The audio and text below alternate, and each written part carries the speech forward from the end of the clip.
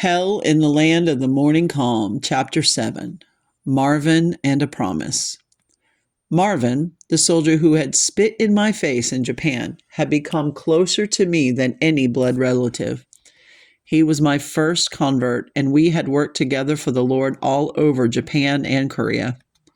One day, as we were going up this mountain, a mortar shell hit in front of him.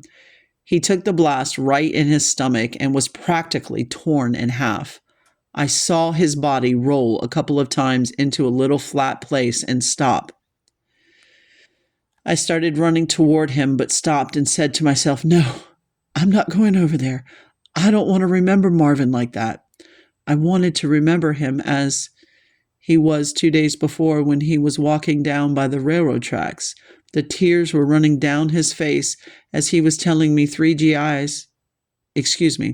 as he was telling 3GIs how wonderful it was to have Jesus in his life. I heard him calling me and knew I had to go. As I walked up to him, a man from our platoon, whom Marvin and I had led to Jesus, was just getting up from beside him.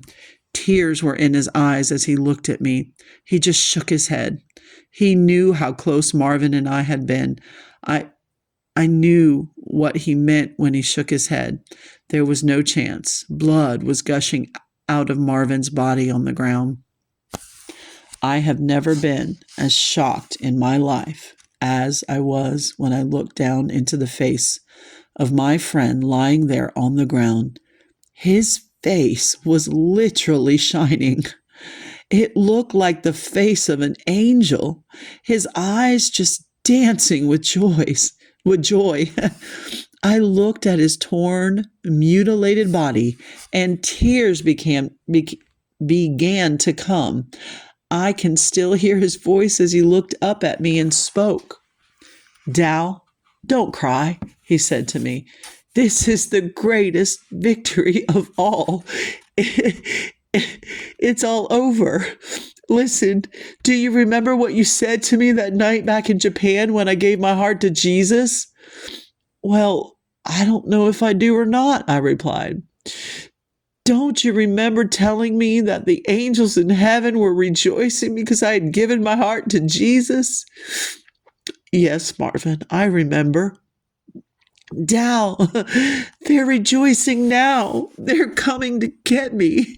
His face became very serious and he looked right into my eyes as if he were looking for something. "Dal," he continued, "I only have a minute. I want you to make me a promise." "Marvin," I answered, "you know that I'll do anything in the world that I can for you." "No, this isn't for me. You've done all you can for me.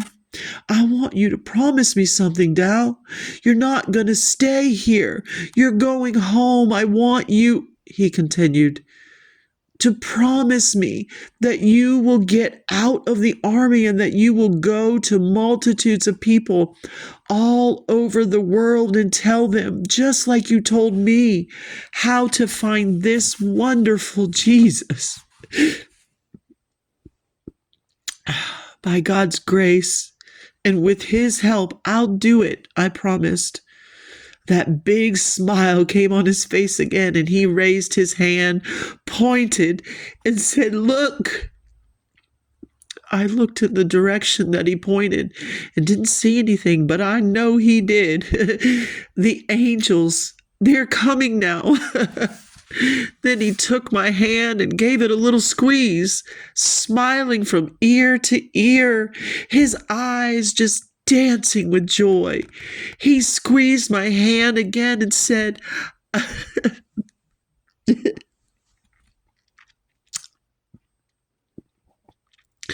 "I'll see you in the morning." He closed his eyes with a big smile on his face. It was gone. "Though I walk through the valley of the shadow of death, I will fear no evil, for thou art with me." Psalm 23:4. Hearing sobs behind me, I turned around, and there stood a man who had claimed to be an atheist. He dropped as though someone had shot him. He wrapped his arms around my legs and cried until the tops of my boots were soaking wet.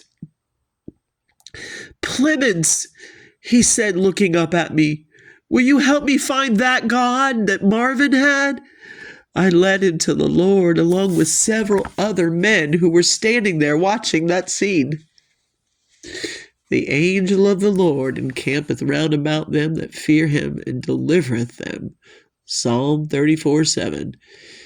It was a great personal loss to me losing Marvin, because he was the best friend that I ever had in the world beside Jesus.